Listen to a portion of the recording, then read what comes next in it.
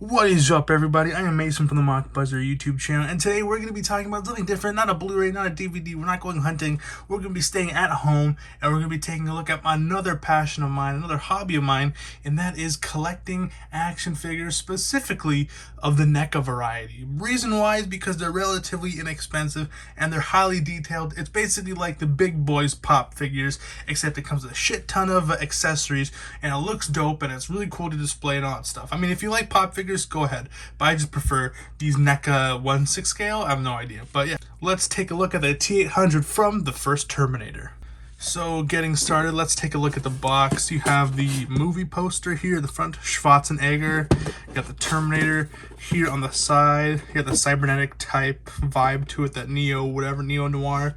The Terminator, NECA real toys. Here you have the back. And what's funny is that there's no, and here's some product shots of the figure.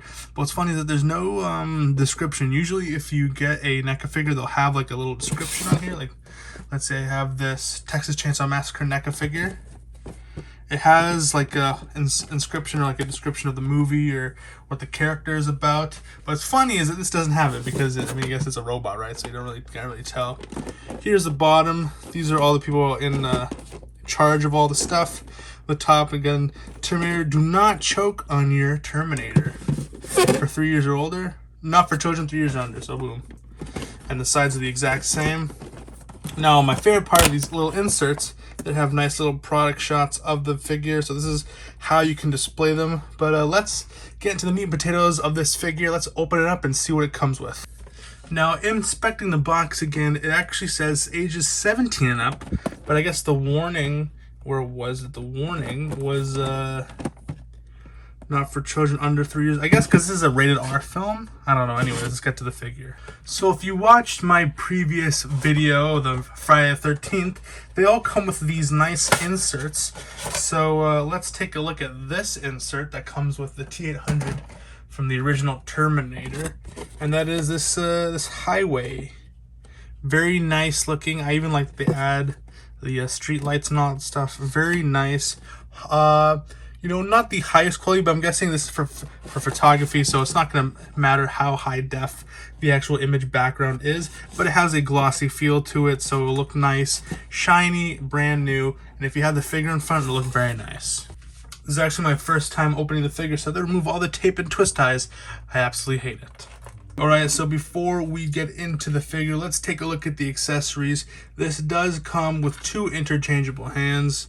One for each side. You get a trigger finger for the right hand and a trigger finger for the left hand. They're all the same level of distressedness. You can see like the blood and the bone peeping out there. Same with the other side. They're similarly distressed, so that's a bit of a bummer. But I wish they would have, had different levels of distressing. Actually, I think there is, because see, the fingers are different. That's more of the same. But anyways, yeah, you get 2 interchangeable hands if you want to hold them. If you want to have them guns akimbo style, but with a distressing, because this comes with 2 sets of heads. One is a somewhat distressed Arnold. Let me see if I can focus on that. A somewhat distressed Arnie with the eye popping out. Good levels of detail. There's still seam levels and stuff like that. There's paint mishaps and here or not.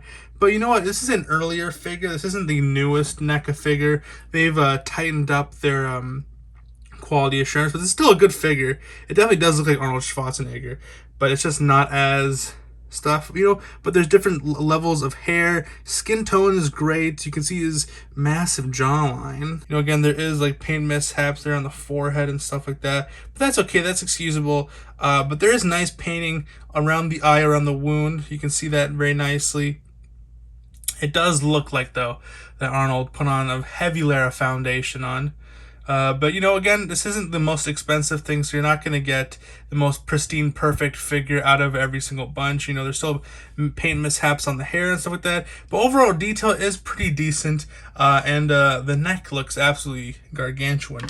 And then you also get a even heavier distressing with boom. You can see more of the metal plating in the background. This looks very nice. You got the chipping away the skin layers. This reminds me of Chop Top when he's picking at his metal plate. You can see the jaw. You can see like the mechanics behind. It looks very nice. You got the eyes grimacing, blood dripping down his face. Very nice. This seems to have better paint organization than the other one, but again, there is still some mishaps. But I feel like these little bits and stuff will be hard to notice because you're going to see it dead on, and dead on it looks absolutely very fantastic, very nice. All right, next let's get into the T-800's weaponry. Starting off is the shotgun. Very nice looking shotgun. Very nicely detailed. Now again, these are still molds. This feels like hand what's it called, carved, because you get like little details of things like the pump action, but you get all of these ridges and lines, and oh geez, almost dropped it. But boom, that looks very nice. You have the iron sights, which I never understood why we would need iron sights for a shotgun, because the blowback and the recoil would like pop out your eye, right? Well, I guess that's why. Anyways, here you got the trigger. Overall, this looks pretty good. There is nice detail. The painting could have been better. You know, it's just a solid matte black. I was hoping maybe some, some silver aspects, points, like where you reload the gun and stuff like that. But overall, it's nicely detailed, and it's not that bad. Next, let's get into this machine gun, or submachine gun, technically. I don't want anyone talking. Same thing, good detail. This is a bit bent, it's a bit limp. Maybe I can fix that around. Anyways, well, detail is, again, looks good. You see all the latches and different safety mechanics and stuff like that. You're pressing that to get the clip down. So there is a lot of detail behind it. You got the grip type texture on the handle. Looks very nice. You can tell the different textures on the way the different mechanics and stuff works on the actual gun. Like same here, you got, I think it was like burst or full auto. Very nice stuff. And you have the, what's it called? The double grip. I don't know, playing Call of Duty, where you take it, whew, flip it around and whew. So that's the, I think it was an MP5 or something. No, a Galil, something like that. I don't know. But it's a submachine gun. Very nice. And yeah, the, what's it called? The bullets aren't painted in. It's just pure black. So that could have been a little extra thing that would have been nice, but it's okay. And then lastly, you have here this little tiny 45 Magnum or revolver, whatever you want to call it. This one, it looks more nicer. It has that finish of the silver with the wood stock, as well as that little silver button that you can see over there. So there's a lot of nice texture in here. Here you can see the actual grip, and you can feel it's not painted in. It's actually indented and carved in. A lot of good detail behind that, and it feels like you can actually pull this back and pull the trigger. You can't, but it looks very nice. That's probably the best looking little, because especially how small this is. Look how small this is in my my gigantic man hands. It's a very small figure. So let's get into the meat and potatoes, and let's look at the actual figure itself. Now this is the Arnold Schwarzenegger Terminator. This is the second wave, because there was two figures in this line from the first movie. There was this one and the Neo Wave Noir, Crime Noir. I don't know. Those one, the one where he finds Bill Paxton and his gang, and then he steals the other guy's clothes. That's basically that. That's the first one. This is the second one because I wanted a T2. I wanted a T2 figure. But I mean, this is pretty close, and I actually prefer the first Terminator over T2 Judgment Day. As sacrilegious as that might sound, I actually prefer the whole type slasher, creepy horror vibes that it gives out, the scientific horror. But anyways, that was it, and that was the this is the second figure in the wave. And again, this looks absolutely amazing. The detail is pretty good. This does look like Arnold Schwarzenegger, and for like, what, $30 MSRP, this is a pretty well done figure. There is no double elbow joints. This is okay. That's what they're doing nowadays. But for articulation purposes, I mean, you do have a swivel, or because technically this is all a peg. See, if you remove it, it's attached to a peg. So you're not gonna get the best range of motion, especially when it comes to going up and down. We'll try. Okay, I was actually confirmed wrong. You can still move it up and down. You can move it side to side. You can have those menacing shots of him looking and staring. So it does look good. I mean, even when you look at the leather jacket, this looks like actual leather. It has that dusty, grimy, like he stole it off of a random biker vibe. You can even see the bullet holes, which looks very nice because You know, I would have preferred a fully clean looking T-800, but you know, their options are for a more distressed looking T-800, so it would make more sense to have it with this, but it just looks so badass with the actual glasses on, looking like a cool biker. I'm bad to the bone, that kind of stuff. But yeah, I mean, a lot of little minute details in this leather jacket that you can see.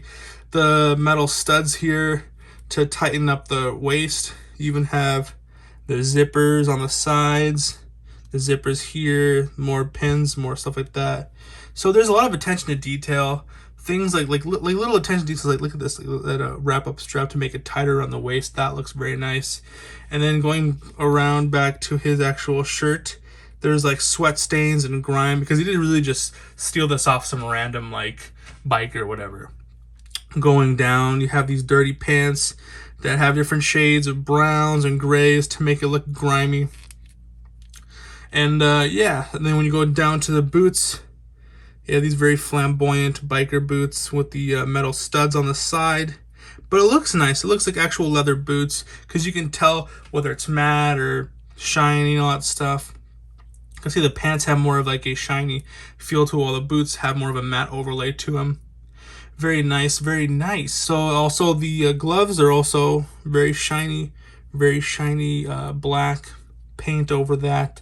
So now let's get into the articulation. When it comes to articulation, I already stated before, the head swivels, goes up and down, going further down to the shoulders. It is tight. Probably that's the furthest you'll be able to go. And then same with going up and down. You can technically go all the way, but why would you want to do that? Then going further down, this is a peg. This is a ball joint peg as well on the side, on the elbow. So you can swivel it while also, you know, doing crunches. And now there is no ab cut, but there is a hip swivel. And then going down to the legs, it is connected by a ball joint. So you're able to do the splits coming outwards. You can kick out and kick back, but again, because of this plastic overlay for the ash, you're not gonna be able to go that far. Going down, same thing with the thigh socket. It is a ball joint where you can bend it inwards as well as spin it around. So if you wanted to say, oh no, it's a T-800 that's brutally, I don't know, like broken leg, you can do that if you wanted to.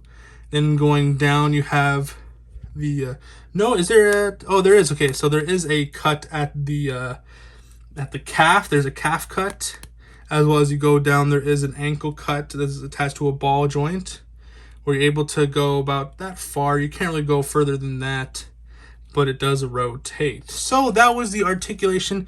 Detail is great, articulation is okay. If I have to give this a rating, I would say this is probably like a honestly like a 7 out of 10. This is a pretty good. I wish I could. I wished that we had a double jointed elbow so we could have done cool scenes where like he's holding the shotgun behind his back. But I mean, when you take a look at the accessories, it's okay accessories. They more focus on the accessories of like the separate heads. But like if you get like a thing like a Jason Voorhees, where you get like 9 different accessories with different melee weapons and all that stuff, it kind of tarnishes you on the actual figure. But this does look great. I mean, in a display, in a kind of thing like that, looks very nice. And yeah, so that was my review. 7 out of 10. Articulation is a 6.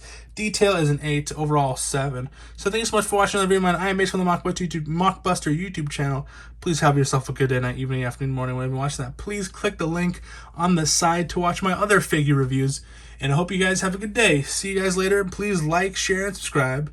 See you on down the trail.